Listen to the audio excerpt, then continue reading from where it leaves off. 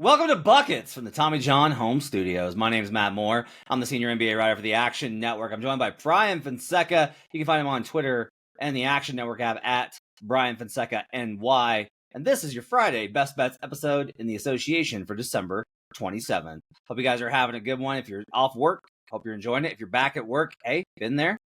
We don't stop ever. And so we're here with you. We're glad to be with you. Hope you guys are enjoying the holiday season. Be safe out there during the holidays. On today's show, we will break down best bets for the Friday slate. We will go over some props, angles. We both got sides. We got angles for you to bet the association on Friday. I want to let you know everything we talk about can be found in the award-winning Action Network app. It's the best way for you to track your picks. You get up-to-second information on where the bets and money are coming in on. If you sign up for the pro subscription, you're going to get stuff like Brandon Anderson's futures immediately. You're going to get Sean Kerner's props immediately. You're going to get Chris Raybon's plays immediately. And you're going to want those because the minute those guys bet something, the market's going to move. So you're going to want to get those. Sign up for the pro subscription over at Action Network. Also, make sure to go to our YouTube page at actionnetwork.com/YouTube. You can enjoy this show as well as all of our fine podcasts, all of our great live shows. Hit the like and subscribe button over there for us and support our content. All right. Before we do best bets for Friday, I do want to talk about this Jimmy Butler situation. So, Bryan, if you are unaware, for those uninitiated, Bryan is, we've referred to him as a Heat sympathizer because he does some work over at 5 Reasons Sports, and he knows and covers that team pretty well. Less so this year. But still has a familiarity with the team and the organization. Yes. And so, an understanding of some of the dynamics there. Mm-hmm.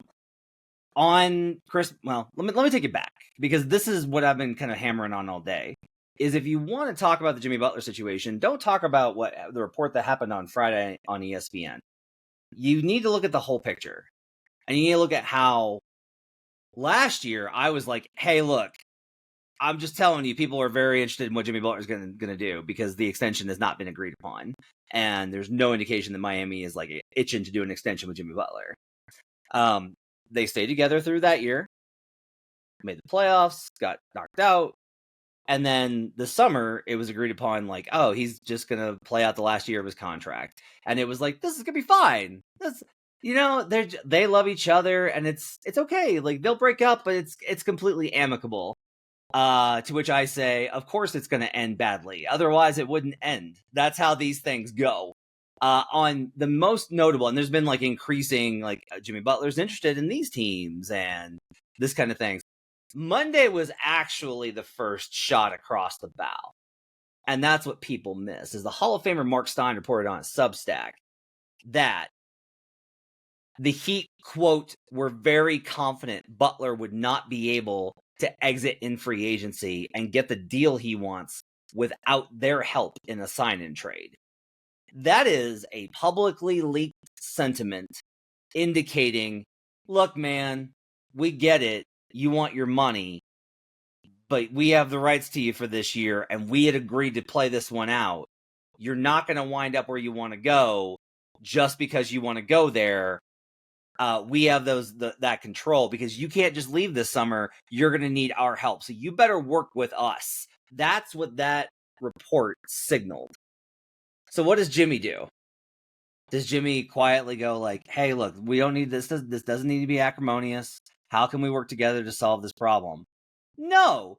On Christmas Day, on ESPN, he leaks that he is, quote, interested in a trade, but that he's not demanding a trade. Walking that fine line of not out, but somewhere else. And the two teams most commonly mentioned are the Suns and the Warriors. Bryan, that's my read on this, is that this is the Heat indicated, we're not going to give you the money. And if you want the money, you better work with us because you can't get it otherwise, given the landscape of the second apron and the CBA. The teams out there with money don't exist. To which Jimmy said, okay, let's turn up the temperature a little bit. Let's spice it up a little bit. That's my read on this dynamic. What's yours? Do you think that's him? Let me ask that first. Yes. Or do you think it's somebody around him? No, I think. And is that the same thing? I mean, look, I don't think it was like a direct leak. I think it was like, as all things are, it was done by his representation. That's my reading. Bernie has given off publicly that he hates may not be too strong of a word in this instance. Shams Charania. But Shams is getting this from somewhere. This is what I've been saying the whole time. Like, there are Heat fans who want to deny such and such that is going on, that Jimmy Butler wants out, or whatever the case may be. And I'm saying, look, I don't know. First of all, Shams has been reporting things largely that have kind of been out there already. Just the volume has been turned up on it. Right. And as you said, like, the first new development was probably yesterday. And it was getting noisy enough to the point where the Heat felt compelled to release a statement, a 2-sentence statement from Pat Riley, which I thought was great, just in terms of like what the statement itself read. We can get into that, but I think with this situation, I have a lot of thoughts on this situation. One is that Shams is getting this from somewhere. That's the most important thing. He's not making this up. Like, this notion that he's making this up, you don't get to the top of news breaking, legitimately to the top of news breaking, by making shit up, right? This isn't Dove Kleiman. That's the NFL account, right? The fake person or whatever the case may be that they sold the account. This is not that. Like, Shams is a legit reporter. Like, say what you want about him, and I'm not caping for him because I don't even know this motherfucker personally. Like, I don't. But he's getting this from somewhere. All the great reporters, the ones who break the top stories that they typically do. And Jimmy Butler, in this situation, to me, doesn't have leverage. Is trying to create leverage, but doesn't have leverage because you're under contract. You're 35.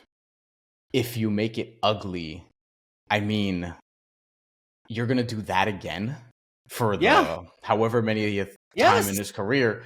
Yes. But here's the thing. It's hard to trade for him now, Matt, because new CBA, second apron, $45 million. You're going to have to extend them, or you should probably want to extend them if you're going to do it, because, I mean, do you really want Jimmy Butler on a rental? We saw this before in Philadelphia, how that went.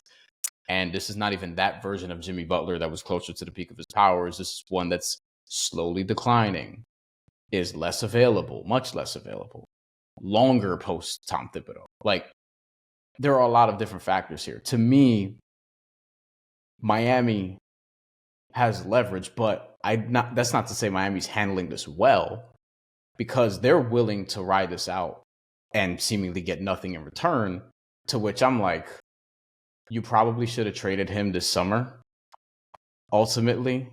And this is where I think that they're going to mess this up, because it looks like another split from a star, a la the Dwayne Wade situation, where it's like not going to end well, and then you're going to put your, like, there. Pat Riley said before a press conference, whether it was last year, whatever the case may be, we're staring into the abyss. That's what he said, like, at the end of the season.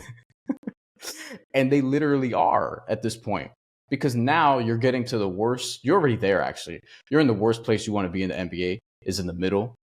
And the actual worst place to be is in the middle with not a lot of draft capital. And Jimmy Butler, even trading him, is not going to replenish all of that, but it can get you some, which we can talk about a little bit. But I mean, your response to what I'm saying is what? My response to what you're saying is, it's really funny to hear you saying all the same things that Blazers fans said about Damian Lillard. And that it's like, I just can't help myself. I put on Twitter yesterday, I was like, it's time for the Heat to do the right thing by Jimmy Butler. Their future free agents are watching closely. I mean, the thing is, like, there are a lot of people who want them. I think there are a lot of people who want them to trade Jimmy Butler. I know, or really just pick. This is my issue with the Heat and how they're handling this. Is they're so stubborn that they're like, hey, we're willing to just, like, we think we're going to be competitive. We're going to go into the playoffs and do whatever. And I'm like, I mean, look, Pat Riley doesn't have any interest in taking a step backwards, and that's the only smart move. Like, the only smart move is to take a step backwards. And they won't do it because Riles doesn't do that. Like, that's not how he's wired. And he's too old to try that again. Like, he doesn't want to, he doesn't He'll want be to 80 tank, in March. Like, he doesn't want that. The other thing I think that's important here, you mentioned kind of the stuff with Bernie Lee and Shams. I have no inside information on who's telling who what. No one would have information on that. Me neither. What I will tell you is that a great many executives have complained about certain newsbreakers and then still provided information because there's only a handful that move the needle. Mm-hmm. Like, I've had those conversations with people. I mean, like, what? But then why? And they're like, because this is where the information comes from. The other thing is that, like, there's more than one person in Butler's camp, right? So, like, there's a lot of ways to get that kind of information. Yes. If you follow him on Instagram, you kind of know. Right. And so, other than that, I think the leverage thing, I think, is just always funny. Teams' tolerance for bad locker rooms is so much less than people think it is. Like, when people are like, well, what's he going to do? He's under contract. And I'm like, you need to really understand how hard it is to win in the NBA when someone is openly disruptive in the locker room and everyone is bummed out by it. It just kills you. Like, it's just, you have to have everybody on the same page. Like, chemistry is a real thing in the NBA. And if you have none of it because one of your biggest and most important players, one of your team leaders, is just out, it infects the rest of the team. And we have dozens of examples of this. Notably, Jimmy Butler did not play on Thursday night versus the Orlando Magic with, quote, return to conditioning. Tyler Hero game winner. Interesting choice in that one. Yes, Tyler Hero game winner. Heat money line in the Action Network app, by the way. Yeah. Also, by the way, just real quick on the basketball piece of this. I mean, Tyler Hero is the only Heat player that's gotten better from last season. Yeah. And people can spin this in like, oh, this is great. Tyler Hero's developing. He's going to be an all-star. And my question is, and he may be an all-star. I don't know. Yeah, but I think he'll make it. But my question is the story that he's gotten better, or is the story that no one else has? That's the story. And has no one else gotten better because he's gotten better? Or, like, I wonder, like, there's legitimate questions that I have there, because it's like, all right, the whole knock on him was when he plays well, they don't, this is more of a joke. You can back it up with some numbers. When he plays well, they don't win. This was sort of the thing, like, leading up to this. And then when he doesn't and he has the ball less, and they play a different style, they win. Well, this year, they're middle of the road. He's played really well. Efficiency, the shot diet. He's taking more threes, less deep mid-range shots. Like, he's doing the things that I've wanted him to do as somebody who, has kind of been critical of him in the past, not in a slanderous way, but just like not as high on him as consensus. Heat consensus, I guess you would say. Like, people who, because I think consensus is closer to where I'm at nationally, consensus. But over there, like, they like him a lot. But like the Warriors, go ahead. He has made the leap. Yeah. But no one else has. Like, no one else except Drew Smith, who just tore his Achilles, unfortunately. And Drew Smith tore his ACL last year. So I don't know what that means for him. But, like, that's it. That's it. Jaime Jaquez has gone down in terms of production. Bam, I don't know what the hell is going on with him. Bam's in the bad place, and that's baffling. Like, all of the guys, like, coming off of last year, advancing his game, expanding the three-point range, the Olympic bump you wrote about, like, there were so many markers of this being like a stellar Bam season. And, like, look, he may have just had like a bad start and he can have a killer 4 months. Like, the season's so damn long. It's entirely possible for him to have 4 great months. And then, it's like, oh, remember when he sucked the first half of that year? But, by the way, I do want to read the statement from Pat Riley. Quote, we usually don't comment on rumors, but all the speculation has become a distraction to the team and is not fair to the players and coaches. Therefore, we will make it clear we are not trading Jimmy Butler. To which I'll be like, I am just of the opinion of like, yeah, we'll see.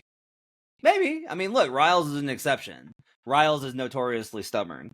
By the way, for those of you that are younger, I do want to comment that this is not the most funny press release that he's ever released.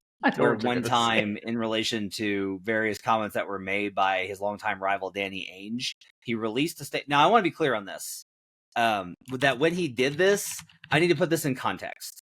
That it wasn't just that he put out this and like now it's like, oh, you put it on Twitter and that's it. Mm-hmm. I want to be clear. They printed this out at the arena and delivered it to the media room on official letterhead. And this is all that it said. This was the statement released. Danny Ainge needs to shut the fuck up and manage his own team, Riley said in the statement released through a Heat spokesman. This is via ESPN. He was the biggest whiner going when he was playing, and I know that because I coached against him. This is when people who are younger get. Danny Ainge was president of the Boston Celtics. And this was in 2013 during the Big Three when era. They were going at it. When they were going at it. Heat Celtics. Again, still a rivalry, I guess. He had it released on letterhead. Like, that's the one that gets me. Is that he was like, write this down. No. Write it down. Yeah. And put it on a piece of paper. But yeah, we'll see how this goes. If you're now, this is a betting podcast, so I want to talk about this real briefly. Yeah. Look, the short of this is I've been saying this. Houston's not going to do it. Houston has very much pivoted where they've realized how good their young talent is. Yeah. So they're like, we can, one, be more patient, and two, we need to make sure that we're on the right timeline. Like before it was like, hey, maybe we could just add like KD to a good core and like one shot a championship.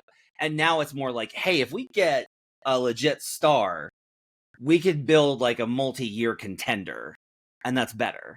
And that's where I think that they've shifted. The Warriors are in this nasty spot where everyone's blaming Kerr. Kerr's essential problem is the kids can't play Curry ball.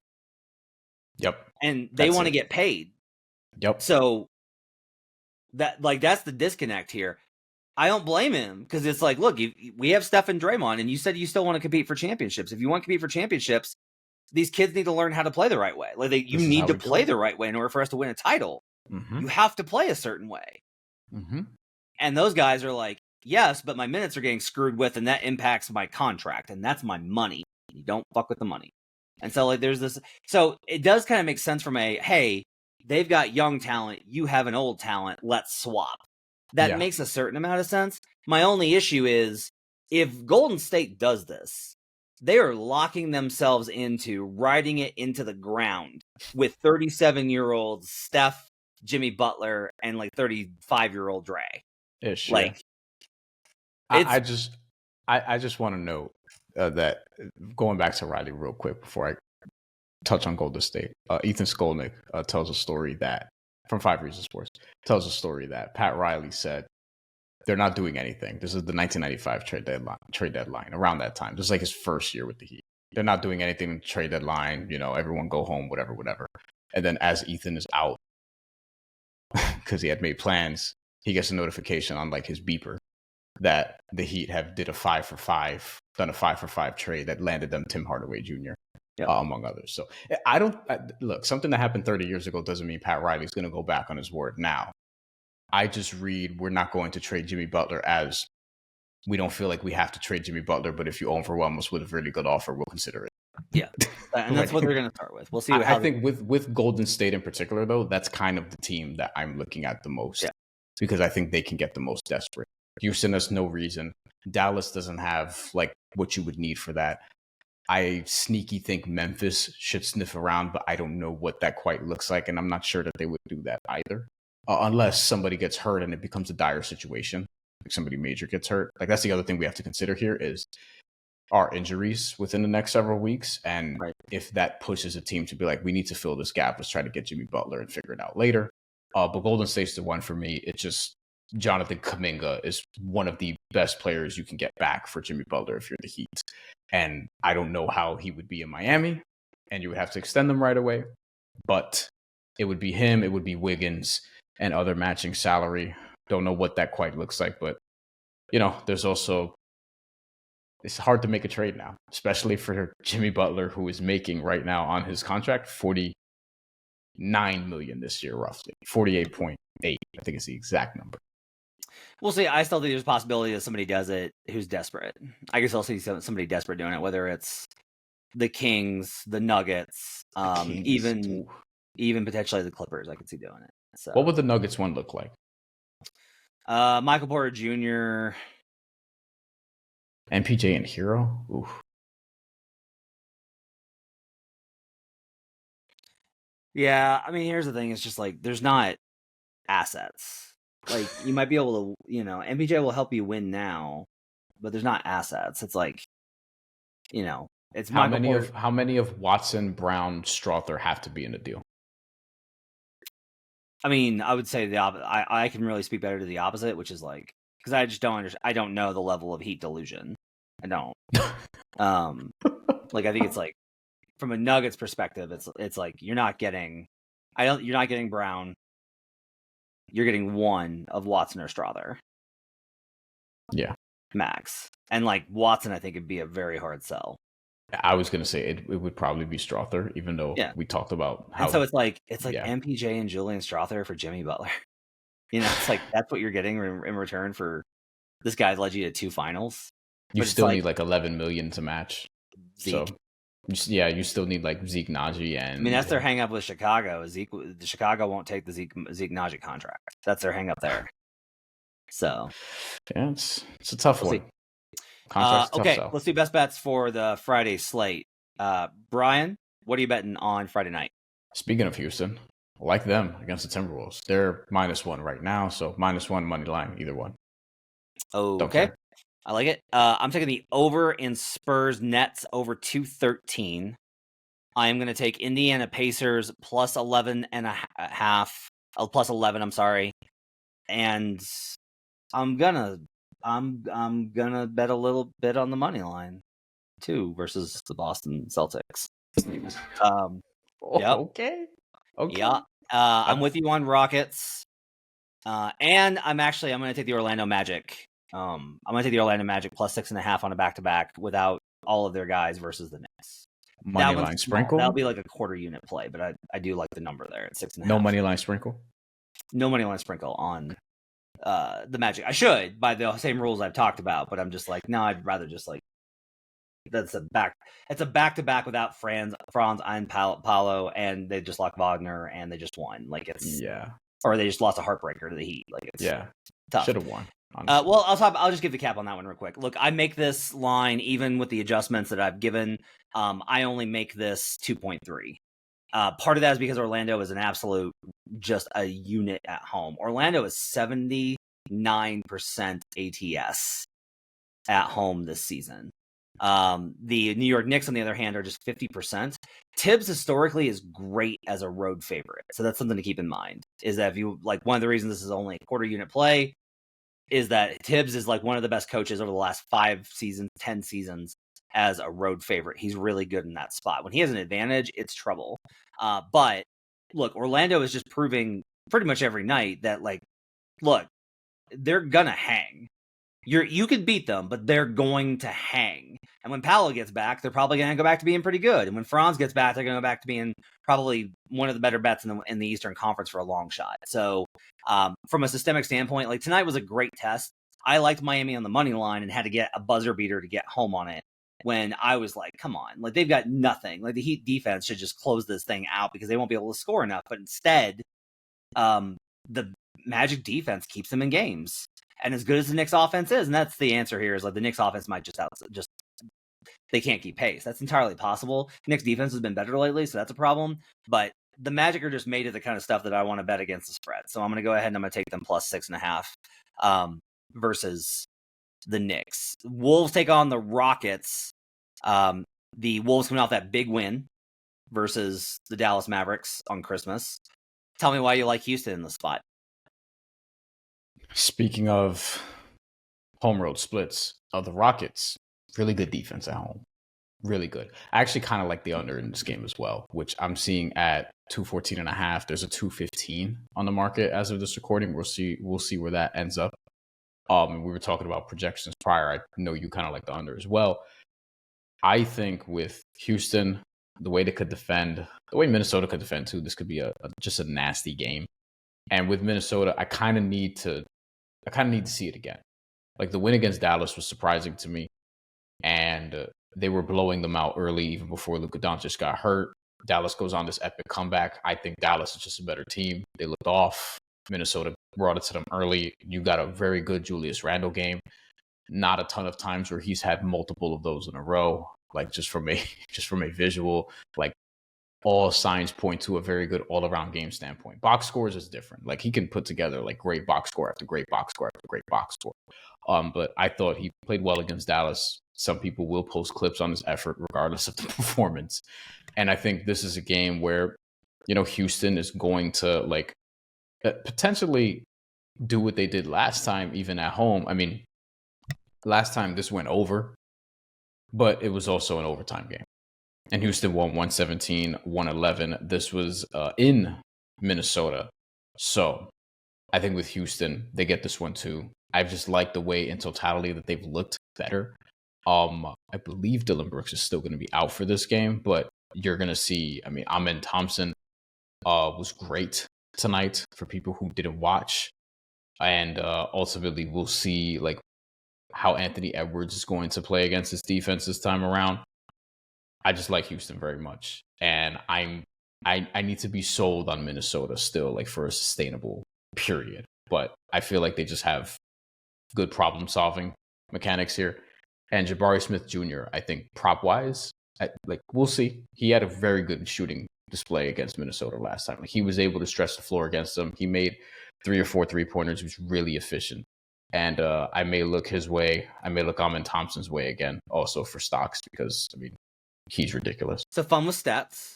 Minnesota this season is 4-5 straight up versus top 10 defenses, but they are 6th in spread differential at a very good plus 1.3.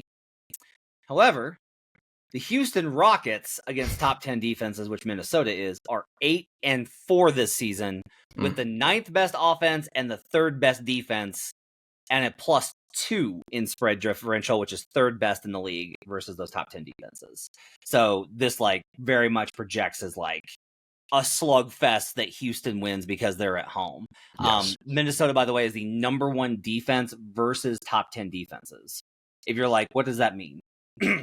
It's when they face a defense, the opponent is putting so much emphasis on that end that it's wearing them down on the other. Like Minnesota beats them on that end of the floor.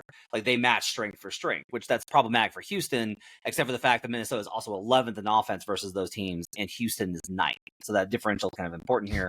And that's enough, I think, to get the edge. I'm with you on this. I also will bet the Houston Rockets in the spot.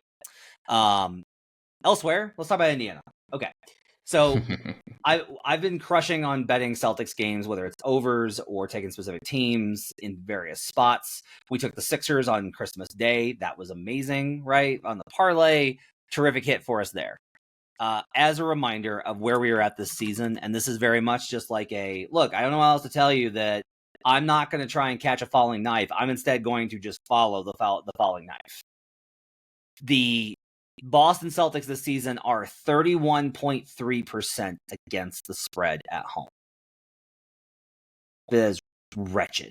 They are awful against the spread at home. Like for an elite team, this is where they struggle, to the point where honestly a lot, like I have complicated takes and have said like very big things about Boston not being unbeatable, and I do believe these things, but there's that part of me in the back of my head that's like, maybe so, or maybe it's just like they can't win home games this year and they're going to be fine in the playoffs, because that's usually what happens is the home road splits don't hold up in the playoffs.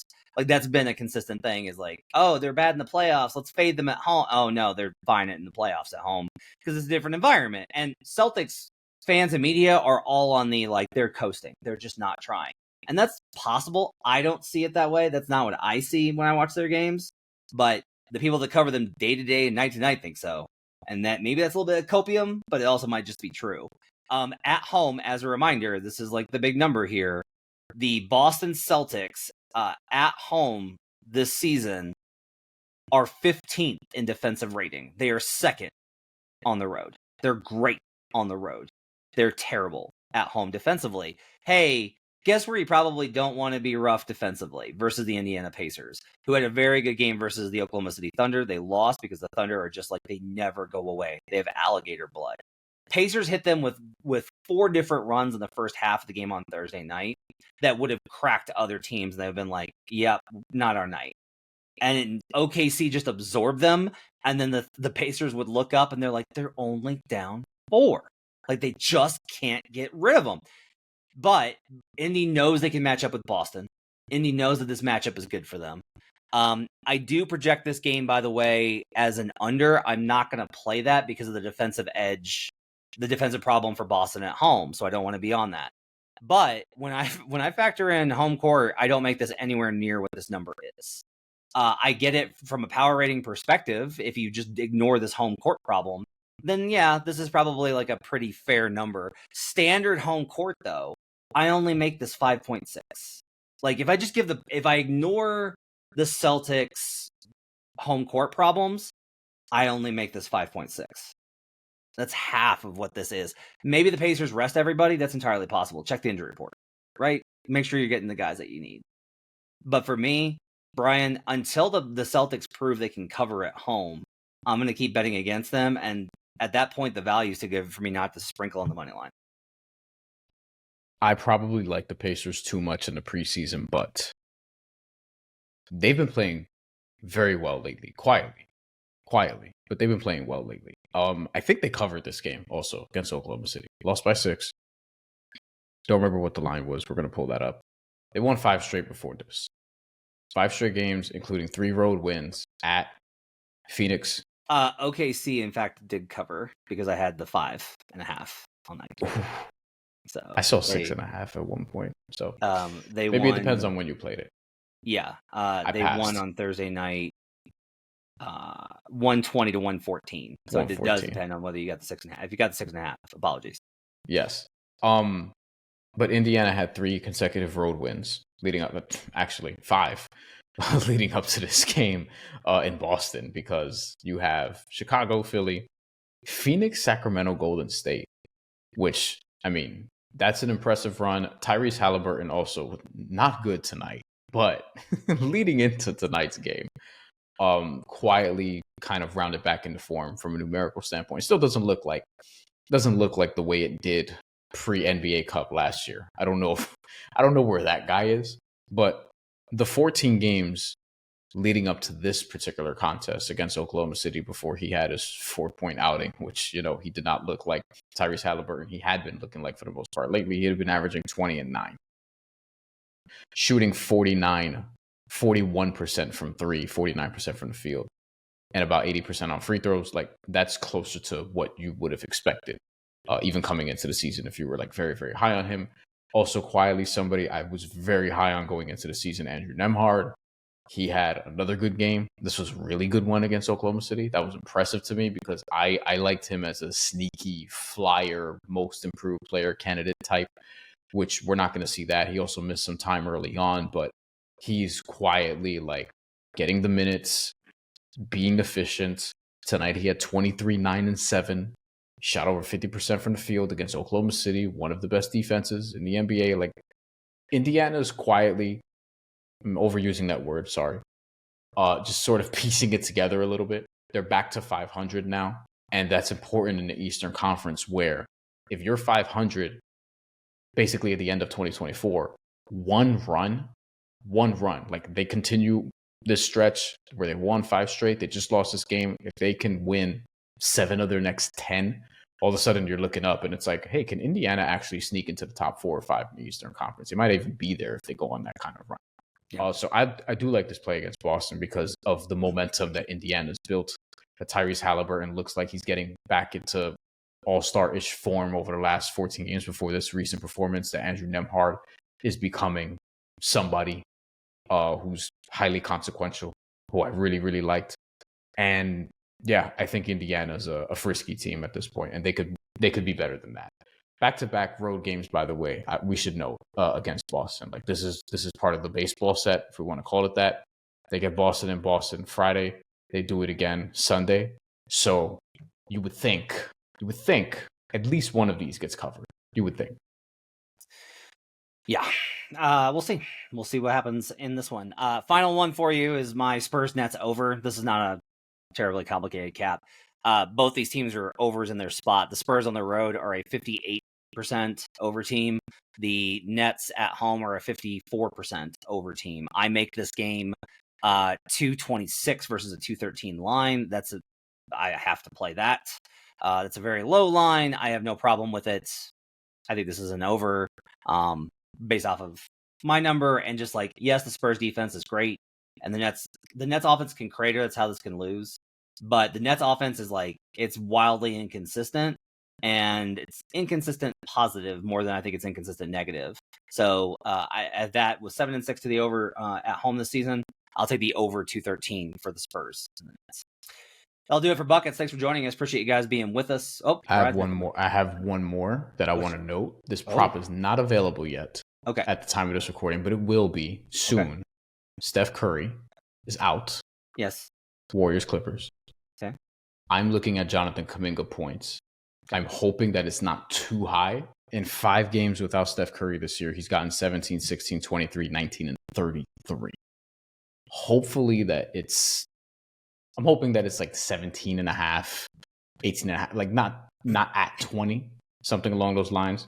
But in general, even with Curry, like he's gotten 20, 26 recently. There's a couple of 11s in there. We don't have to talk about that. But I will probably look at and follow on the app to see if I play it for sure. But Kuminga over points, I'll be looking at that depending on what the number is. If I get a good number, if I get like a 17 and a half, 16 and a half, 18 and a half, I may take it.